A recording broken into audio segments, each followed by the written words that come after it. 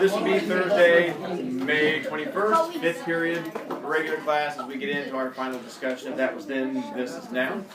We do have the Charger Challenge after school, and then the test tomorrow over the end of the book. Yes, dear? For next week, do we watch the movie Storage Only? Yeah. I saw the movie last night. Nope. Alright. Jacob? Okay, so it isn't too late for the hat. That's it. I have no idea. You keep talking about hypothetical things. It's not too late to ride a dragon or tame a dinosaur either. Woo! We are on... Not late to tame a dinosaur. Oh, it's late to get your hat then. Oh, never mind. It's Page 136. We were talking about, well, the confrontation between Eminem and his sister when they go, and Brian when they go to find him. So I wanted to go over that scene because it's going to lead into the scene with Brian and Mark. So it's on page 136 that they go and find him. Let's go down to where it says, "This is where he is?" Kathy sighed. And what is the place that they find him? The hippie house. The place where Mark took him earlier.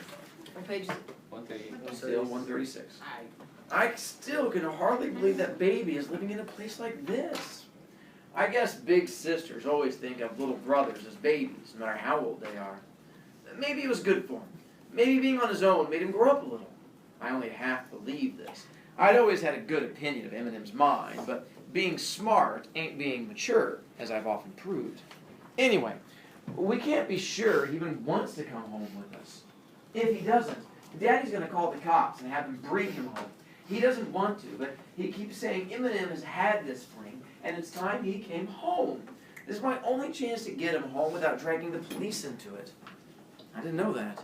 Well, let's hope he comes home with us. Maybe I could slug him and carry him home. Kathy laughed. No, let the cops do it if it comes to that. I'd rather have him hate the police than you. We walked up to the house. There were kids on the porch just watching the street. I stopped to talk with a biblical-looking guy. Biblical-looking because it means that he has long hair and a beard, like that Jesus fellow that you see in all the books.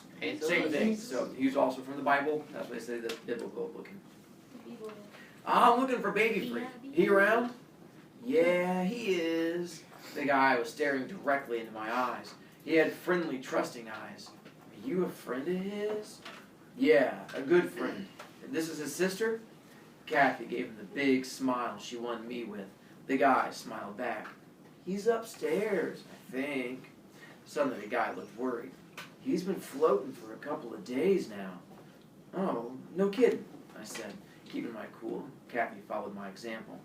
Talk to his travel agent, Debbie said. He's the cat with the red hair inside. What does floating mean? High. He's been high for a couple of days, apparently. And then a travel agent is? Drug dealer. Travel agent? Well, what's that? Kathy whispered as we went in. I didn't want to tell her. I didn't want her to feel the sudden cold waves of fear that I was feeling, so I said, I don't know. We found who we were looking for. A big, heavy guy with fire-colored hair, beard, and mustache. We're looking for Baby Freak? I was beginning to see why Eminem had acquired this other nickname. Most of the kids there were at least 17 or 18, with a lot of college-age kids. It was a real crowded place, but now I can't remember what everyone was doing. At least some of the kids were smoking grass. You could smell that by the you could tell that by the smell. I was hoping the place didn't get raided while we were there. You can get busted just for being at a place where people are smoking pot. Yeah? Man, that kid is on a bad trip. Kathy made a funny, yelping little sound. Some of these freaks have been dropping acid. Baby wanted to try it, so I sat with him. Bad trip, man. Really bad. I mean, he's calmed down a little now, but all day today, me and some of these other cats been holding him, keeping him from jumping out the window. I felt like I was going to throw up. Kathy was as white as a sheet. Can we see him? She said in a tiny, expressionless voice. Sure. We followed him up the stairs, and he led us to the same room Mark and I had gone to the last time we were there. This time, no one was there except the blonde chick, who was curled up on the bed, asleep, and someone huddled in the corner. To my surprise, Red walked over to the huddle. Hey, man, there's people here to see you. Are they spiders? The person didn't raise his head, but the voice was Eminem's. Nah, man, they're squares. Squares was slang for anyone that didn't do drugs. You were square because you weren't cool. All the cool kids were in the circle. Squares, not in the circle. Square. Eminem looked up, and I hardly recognized him. His hair was to his shoulders. He was a lot thinner. He was dirty, and the expression on his face was one I'd never seen on him before. Suspicion. Eminem, baby, it's me, Kathy. Kathy kneeled down in front of him. He was staring at her, not seeing her. Square spiders? He said, and his face was contorted in fear. I don't want to see any spiders. It's me, Kathy, your sister. Do you want to go home? I went to my stomach, Eminem said in a high, unnatural voice. He was talking too fast. I went down into my stomach and all these spiders came out. I never knew there were spiders in my stomach. I was there 10 years, and all that time these spiders kept chewing on me. They were big spiders. Kathy choked back a sob. Baby, what have you done to yourself? He seemed to see her. Kathy? I screamed and screamed and screamed, but nobody came to help me. He was shaking. He didn't look right. He looked sick. I kept trying to get back, but the spiders held me down and chewed on me, and the colors went in and out, and I listened to the colors, and they were screaming too. Red and yellow screamed loudest. The spiders were eating them too. He kept trying to jump out the window all day. We took turns holding him down. What did the guy want? A medal? He had given him the stuff in the first place. Kathy, we ought to take him to the hospital. She looked at me quickly. Hospital? Then she nodded. Yeah, let me call Daddy first. She looked at Red. Do you have a phone I can use? And she followed him out of the room. There was this other color? Eminem said to me seriously, but half afraid, as if he thought I'd turn into a spider any minute. I don't know its name. It told me, but I forgot. It said I was being paid back for all the carrots I ate. I didn't know. I didn't know about the carrots before. I didn't think it was my fault. He was crying. Tears were pouring down his face, but he hadn't changed his expression. He looked so thin and scared. Not a bit like the Eminem I knew. Do you think I should be paid back for something I didn't know about? No. I don't think it was your fault. I put my arm around him and held him. He was shaking real bad. Kathy came back. Daddy's going to meet us at the hospital. Can you carry him? Yeah. I picked him up easily. He couldn't have weighed more than 90 pounds.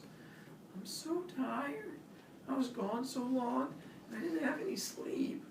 I carried him down the stairs and out of that house. Nobody made any move to stop me. Nobody seemed to care. Kathy drove us to the hospital. Halfway there, Eminem started suddenly and screamed, "Where am I?" It's okay, kid. You're going to be okay. Where am I? Why don't I know where I am? I was just sick. I didn't know how Kathy was managing to drive the car. I never felt so bad before. I just held on to Eminem. There wasn't any sense in trying to talk to him. I felt then that he was as much my little brother as Kathy's. That's how bad I felt. I'm going to stop there. It goes on that they take him to the hospital and find out that basically one of the drawbacks to LSD, which is different than some of the other drugs, is that it can have very serious long-term effects because basically you're messing with your brain. And what happens with Eminem is that he gets brain damage from it because when you go in there and you have the stuff, it will basically affect who you are permanently. And not only that does it give it went from being a genius child to being a kid with brain damage, but then the other part of it is it made him sterile because it messed with his body. And sterile means that you can't have kids anymore. It basically ruins your ability to ever have little baby versions of you, which for Eminem is a big thing because early on, how many kids did Eminem want to have?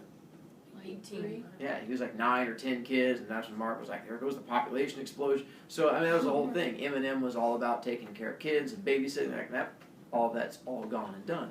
Well, that's the state of mind that Brian's in at this point. Jenkins? Isn't adoption still like It is. I mean, he could still do that, but it's not always the same thing as him wanting to have kids. Plus, with him being brain damaged, that's probably not going to really qualify for adoption. Yeah, couldn't they get in trouble? They who? I mean, Eminem, but he's the one that did LSD, right? Couldn't he get in trouble by the cops if he goes to the hospital and then they find out he is on the drugs? Sometimes. It depends whether they want to prosecute, and sometimes they will, and sometimes they won't. Usually if you're getting brought in for something like that and you're a kid, I mean, he's 13 years old, there's a good chance we're not going to prosecute him for that. actually. Because But he could be drugged. and so that's where Brian's at right now, mentally, the fact that this kid that he basically thinks of as his little brother is messed up for life. And this goes back to the idea of wanting to get revenge. Who is it that Brian blames for this happening to Eminem? Red and the people, the hippies, the drug dealers, all of those. He doesn't know who it was, he just knows he blames that group, drug dealers in general. Somebody gave this kid drugs and it's messed him up for life. So he's angry, he's sad, he's tired, he wants to get revenge, and that's where he is when he gets home. And we're going to turn a couple pages. I'm going to jump forward to page 144.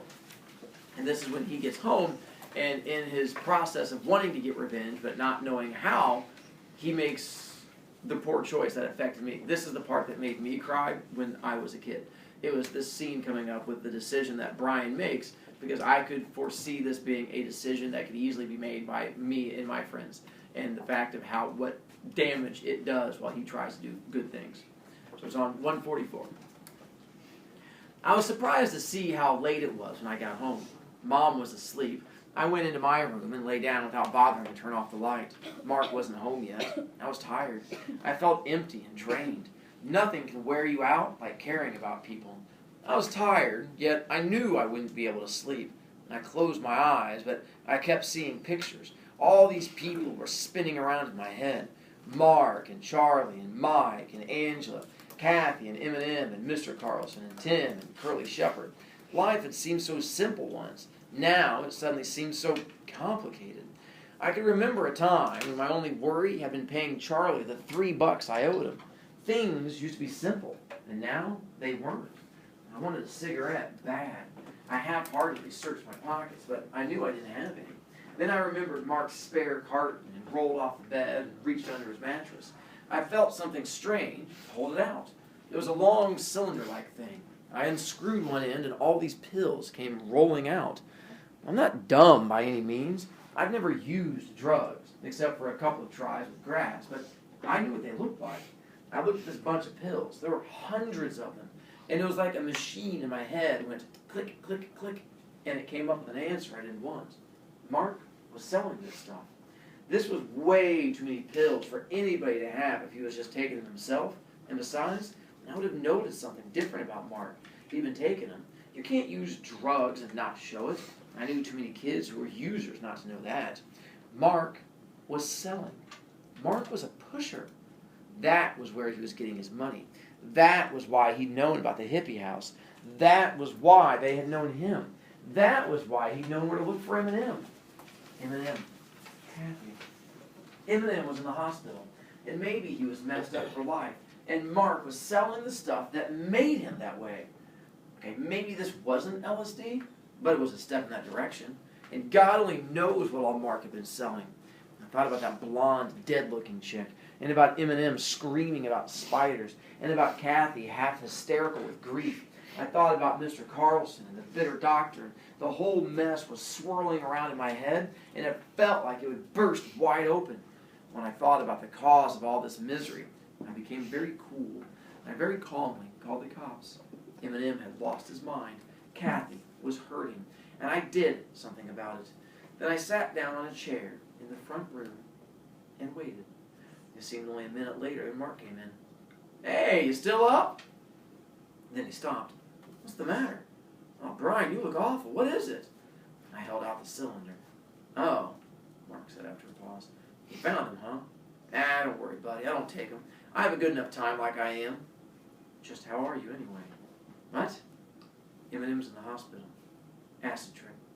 They think he may have lost his mind." "Oh, man, that's awful. Oh, that poor kid." Then he looked at me. "Brian, don't look like that. I said I don't take him. Don't you believe me?" "I believe you. We needed the money, you know. I tried getting a job. With my police record, nobody to hire me. I met this guy on the ribbon. He set me up. I figure I don't have to take it to sell it, so what's the worry?" "Eminem," I began. I was too tired, too numb to talk. "Is that what's bugging you? Listen, I didn't sell Eminem anything. He got it from somebody else. Look, Brian, they're gonna get it from somebody if they want it, so why can't I make some money? I never forced it on anybody. I never tried to talk somebody into using drugs so I could make a buck. You could have talked all night, and I wouldn't have changed my mind. This was wrong. For the first time in years, I thought about the golden-eyed cowboy who had been Mark's father. Was Mark a throwback? To what? I wondered tiredly why I had never seen it before. Mark had absolutely no concept of what was right and what was wrong. He didn't obey any laws because he couldn't see that there were any. Laws, right and wrong, it didn't matter to Mark because they were just words. Brian, what is it? Listen, if it bugs you that much, I'll quit. I'll stop selling if you don't like it. Shoot, I never thought it'd bother you. I sort of thought you knew about it.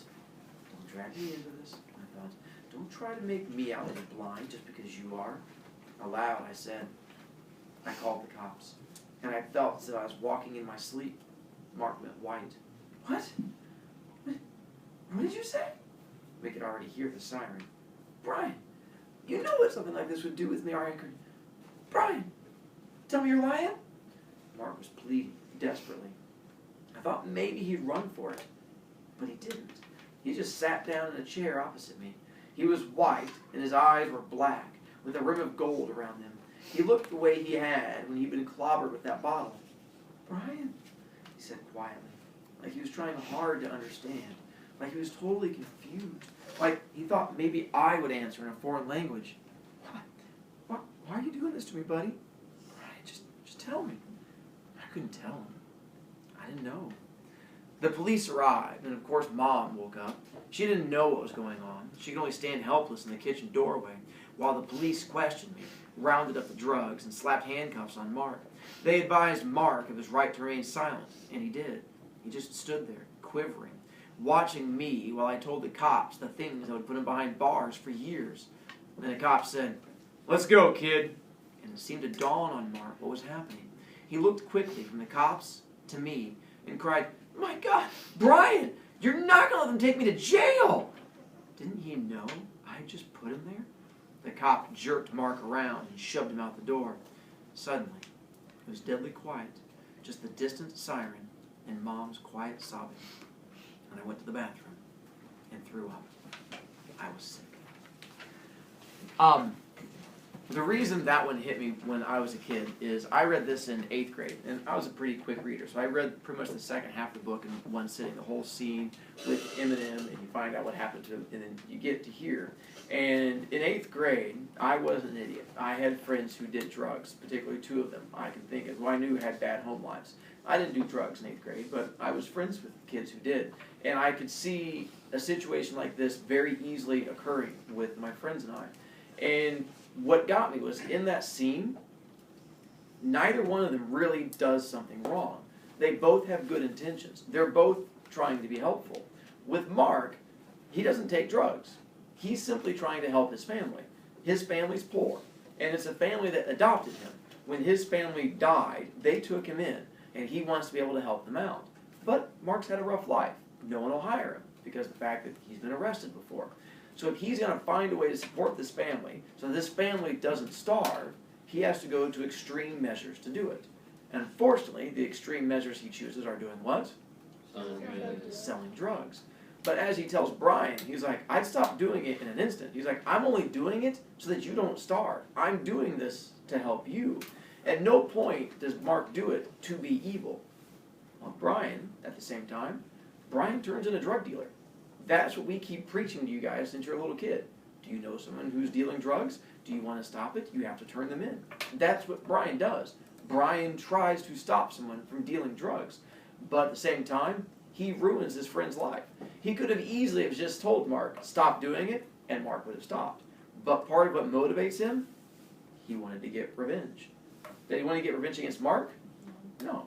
He wants to get revenge against those people that messed up his friend, who made Eminem who he is. So he makes a poor choice. And I think that's what hit me the most with this book, was the fact that you have these 2 kids who both try to make the right choice and end up making 2 horrible choices that end up screwing up each other's lives. And that struck me as much more real than what happened in The Outsiders.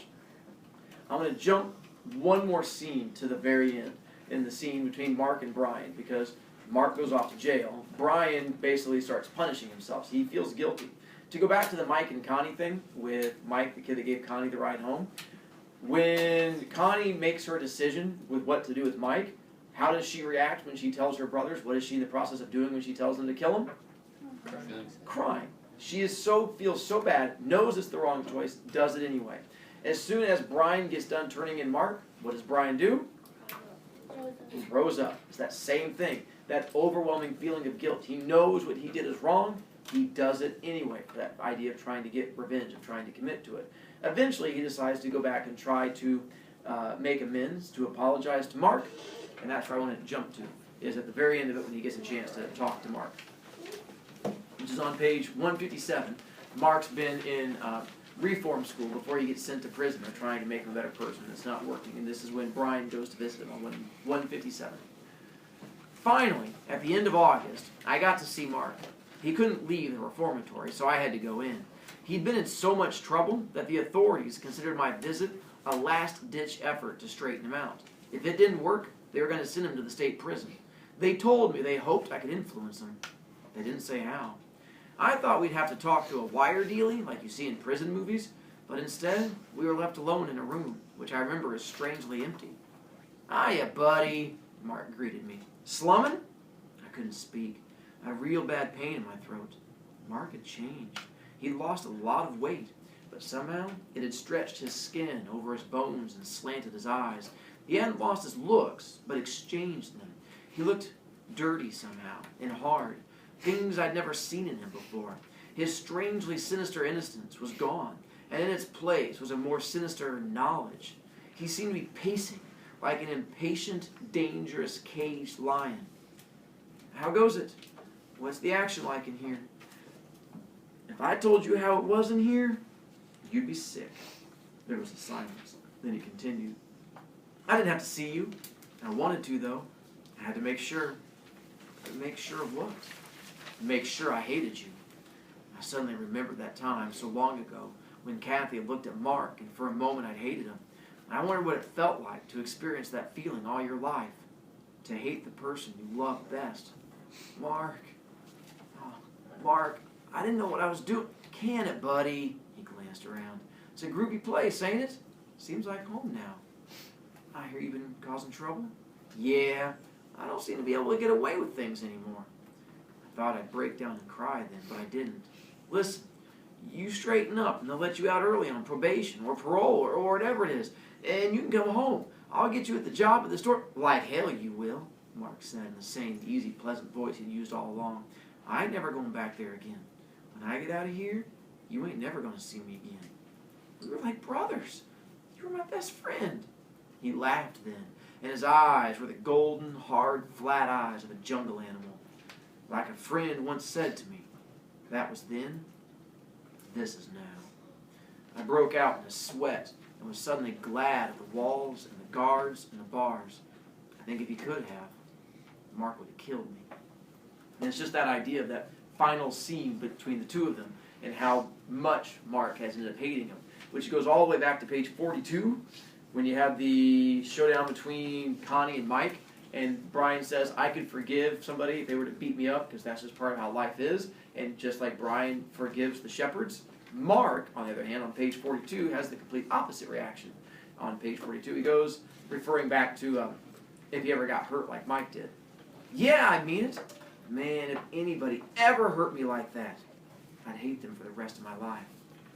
I didn't think much about that statement then, but later I would, and I still do. I think about it, until I think I'm going crazy. Referring to the end, when we find out about the two of them. One of the reasons I really liked this book when I was a kid is because it ends so depressingly. There is no upbeat thing. It doesn't come out and tell you, don't do drugs, everything's going to be happy. It simply said, these are choices that kids made, this is how their life turned out. And the fact that, for me, and what I've gone through in my life, that struck me as a lot more real. Because I've had a lot of poor choices I've made in my life. So that's where I use this to segue to the idea of what you guys have now, from 7th grade, going into 8th grade, going into high school, your lives are going to change. So what I do is I take, hopefully beginning tomorrow after our test, into next week, and I tell you those stories that shaped me and the bad choices I made. Because I realized when I started teaching and kids would come back to talk to me that a lot of teachers don't talk to you guys like you're adults and don't tell you those stories that shaped them and made them who they are. So that's what I offer to you, as I will tell you the stories that shaped me and made me who I am. All of those mistakes I made that turned me into the person I am today. That's why I use the book. But for now, we're done. Let's have you bring up books.